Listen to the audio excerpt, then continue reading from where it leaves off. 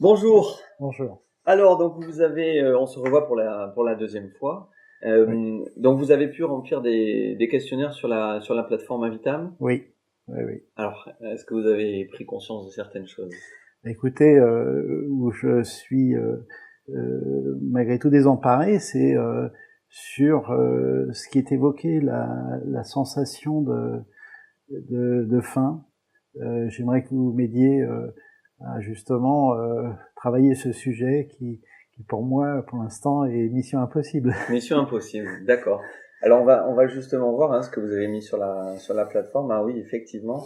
Donc vous ne savez pas du tout à quel endroit pourrait être la sensation de faim. Vous pourriez mettre le doigt sur une sensation quelque part? Non, bah pour moi, c'était le cerveau, c'est mon D'accord. cerveau qui dicte commander aujourd'hui le fait de manger.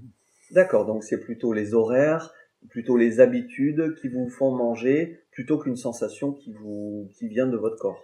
Habitude, horaire, stress, c'est, je dirais, peut-être un peu comme le café que l'on prend de manière après une réunion, ou c'est des forces d'habitude, ou la consommation d'une viennoiserie lorsque je vais faire le plein d'essence pour combattre la fatigue. Mais c'est un peu déraisonné, c'est un peu multiple. Je vous cache pas, par exemple, que lorsque j'arrive le soir du boulot, mon meilleur ami c'est le frigo. Mais lorsque mon épouse a terminé le repas, va proposer un repas, je dîne avec elle. Et puis avant de me coucher, pourquoi pas un morceau de camembert ou une banane. Donc c'est un peu confus, multiple. Voilà, D'accord. c'est ça pour moi aujourd'hui la fin. Donc aujourd'hui, si j'essaie de résumer, donc vous mangez soit parce que c'est l'heure, soit parce que vous êtes stressé, donc c'est ce qu'on appelle une alimentation émotionnelle, soit c'est parce que le repas est prêt, soit c'est parce que c'est le moment d'aller vous coucher et que vous avez une habitude. Donc finalement, il n'y a pas de sensation que vous ressentez dans le corps qui vous donne un signal pour manger. Absolument, ouais. C'est D'accord. ça. Par contre, est-ce que vous connaissez la sensation de soif? Oui. D'accord. Donc là, vous buvez quand vous avez soif, mais vous ne mangez pas quand vous avez faim. D'accord. Effectivement, oui. Donc, moi, je vais vous apprendre ce qu'est la sensation de faim aujourd'hui pendant cette consultation. Et ce que je vais vous proposer, c'est de faire un test à la maison, sur quelques jours, pour réapprendre ce qu'est la sensation de faim. Est-ce que vous êtes OK avec ça? Tout à fait. Alors, la sensation de faim est une sensation qu'on ressent au niveau du creux, là, à l'estomac. Cette sensation ne doit pas faire mal, et elle ne doit pas brûler. C'est une sensation qui est désagréable, comme la soif, c'est pas particulièrement agréable, mais ça ne doit pas faire mal et pas brûler. Si ça fait mal ou si ça brûle, c'est que ça veut dire qu'il y a un problème. Donc c'est une sensation qu'on ressent là, qui est effectivement un signal que nous envoie notre organisme pour manger. Et donc, ce qu'on va essayer de mettre en place, c'est d'attendre cette sensation pour manger dans la journée. Donc, vous allez essayer de choisir 5 jours, qui sont pas forcément consécutifs, mais c'est conseillé. 5 jours pendant lesquels vous allez attendre avant de manger. Donc, attendre d'avoir faim pour manger. Donc, vous allez vous lever, vous n'allez pas forcément prendre de petit déjeuner, pas forcément prendre de repas du midi ni de repas du soir. Vous attendez. Et vous attendez que cette sensation-là, au niveau du creux à l'estomac, arrive. Elle peut arriver le matin, elle peut arriver à midi, l'après-midi, le soir, elle peut ne pas du tout arriver de la journée. Et à ce moment, ce qui est conseillé, c'est de manger un petit quelque chose avant de se coucher pour éviter de passer 2 jours sans manger.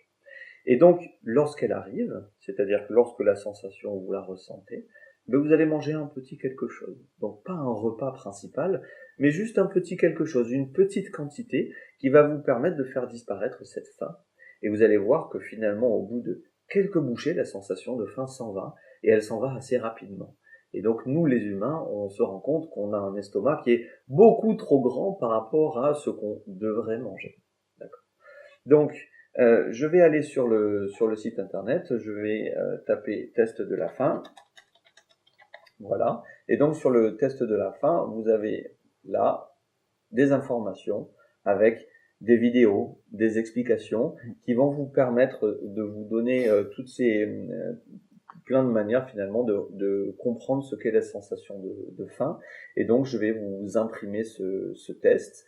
Donc ça dure 5 jours. Le but de ce test n'est pas de perdre du poids. Le but de ce test est vraiment de réapprendre ce qu'est la sensation de faim dans notre corps. Et l'objectif, c'est vraiment ça.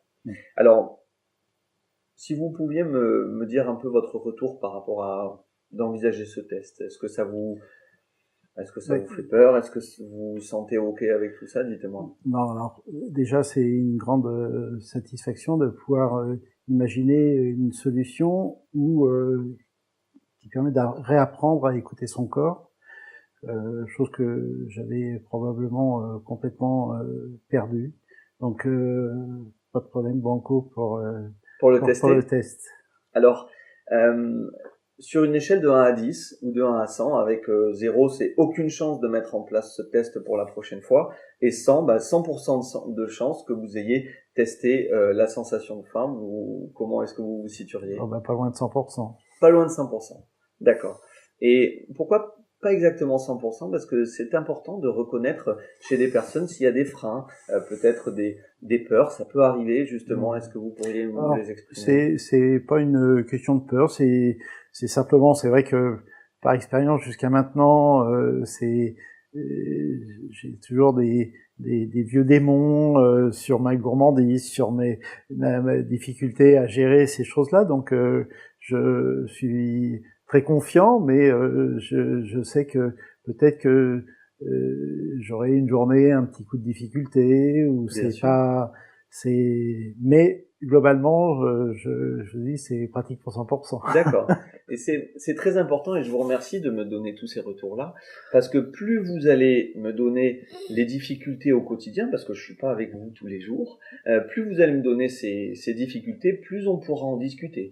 Il y a par exemple des personnes qui vont manger tous les jours au restaurant et qui ne savent pas comment faire pour savoir dire non, par exemple. D'autres personnes qui vont avoir l'habitude de manger en rentrant du travail et que le fait de ne pas manger, par exemple, va pouvoir les contrarier. Donc plus vous allez me donner vos difficultés, plus on pourra en discuter, et plus je pourrai vous accompagner. D'accord? D'accord. Eh bien, écoutez, c'est très bien. Donc on se revoit la prochaine fois avec tout ça. Ok? Merci. Allez, très bien.